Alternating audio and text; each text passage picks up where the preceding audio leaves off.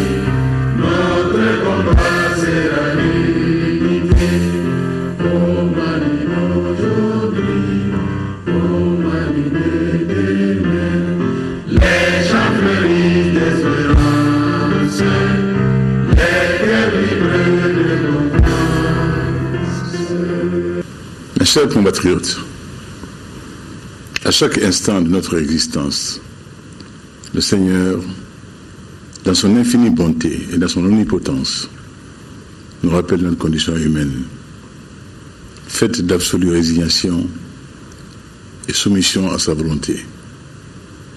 Ce rappel divin, malheureusement, se manifeste par moments sous la forme d'épreuves subies, que notre condition humaine a du mal à comprendre et à accepter. Oui, quand nous perdons des êtres chers, il est humain de souffrir. Il est humain de souffrir et surtout humain d'adresser une supplique à Dieu.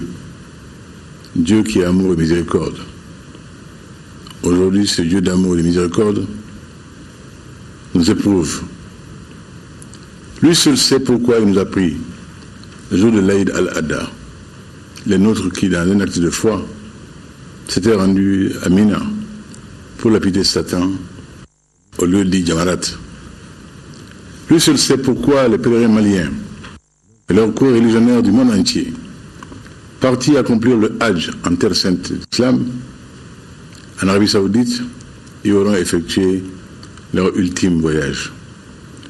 Lui seul sait pourquoi la quête de sa grâce et de sa miséricorde par nos frères et sœurs, ce sera transformé en drame, en tragédie et en douleur indicible.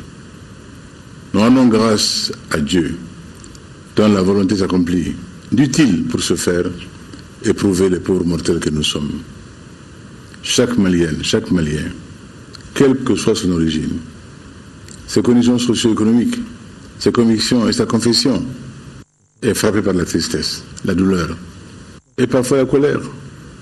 Allah subhanahu wa ta'ala, encore une fois, nous nous soumettons à ta volonté et nous acceptons ta décision qui reste sans appel. Mes chers compatriotes, en ces heures d'une rare gravité pour la nation malienne, nous compatissons à la douleur de toutes les familles affligées. Par-delà, nous avons une pensée émue pour les musulmans du monde entier, dont la foi est très éprouvée par les événements qui nous endeuillent tous. Dans cette tragédie, il n'échappera à personne que le fait d'avoir pris suffisamment de temps pour annoncer un bilan n'était dicté que par notre seule volonté de disposer d'informations recoupées, donc fiables, à communiquer à notre peuple. De la survenue du drame à cet instant, nous n'avons jamais perdu de vue l'immensité de la peine de la nation, l'intensité de son angoisse et son inquiétude qui n'a cessé de croître au fur et à mesure que les informations, parfois loin de la réalité, étaient diffusées par des canaux non officiels, par la grâce de Dieu. À partir des informations qui nous ont été communiquées ce jour, par nos représentants, nous avons l'immense douleur d'annoncer à la nation malienne que 60 de nos compatriotes ont été rappelés à Dieu. Ce chiffre concerne bien évidemment les victimes effectivement et formellement identifiées. Aussi, Le commandant déployé sur place nous assure-t-il que le nombre de blessés est de 30 personnes, dont la plupart sont déjà sortis des formations sanitaires. Nous nourrissons l'immense espoir que ces chiffres soient définitifs. Si qu'à Dieu ne plaise, il y avait une évolution malheureuse, elle serait immédiatement et en toute responsabilité portée à la connaissance de nos concitoyens. Par respect scrupuleux de notre peuple, mes chers compatriotes, notre peuple est en deuil. Ce deuil est porté par l'ensemble de la communauté nationale dont la mobilisation n'a pas faibli et dont l'ultime but est d'apporter un peu de réconfort aux familles affligées. Depuis New York, où nous étions en mission au siège des Nations Unies et en coordination parfaite avec le Premier ministre et le gouvernement, nous avons décrété un deuil national de 3 jours.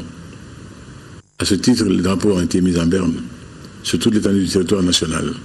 En outre, des prêches magnifiant la grandeur de Dieu ont occupé le programme des médias publics et privés, dont je salue au passage le sens du service public. Aujourd'hui, que nous reste-t-il à faire? Accepter le verdict divin, nous unir dans la douleur et tous ensemble prier pour le repos de l'âme des disparus et pour le prompt établissement des blessés. Le respect, j'allais dire la vénération due à nos disparus, à ceux qui nous ont précédés, commande que le front uni que nous constituons pour affronter les épreuves du moment ne se fissure pas face à la mort tragique de nos concitoyens et de nos co-religionnaires.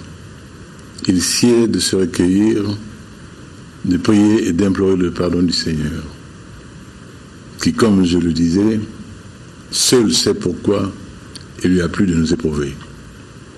Nous serons tous à la fois disponibles pour participer, nous-mêmes, le gouvernement et les institutions, à une grande prière collective dont les modalités seront précisées après concertation avec les hauts responsables musulmans.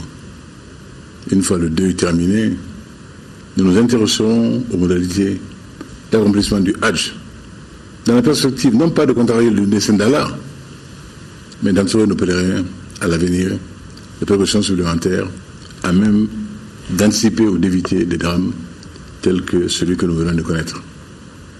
Je voudrais encore, mes chers compatriotes, en votre nom, en celui du gouvernement, de l'ensemble des institutions de la République et en le mien propre, présenter nos condoléances les plus émues aux familles endeuillées et à la Oumma islamique tout entière. Gloire à Allah subhanahu wa ta'ala, le Tout-Puissant, le Miséricordieux, qu'il protège et bénisse le Mali. Je vous remercie.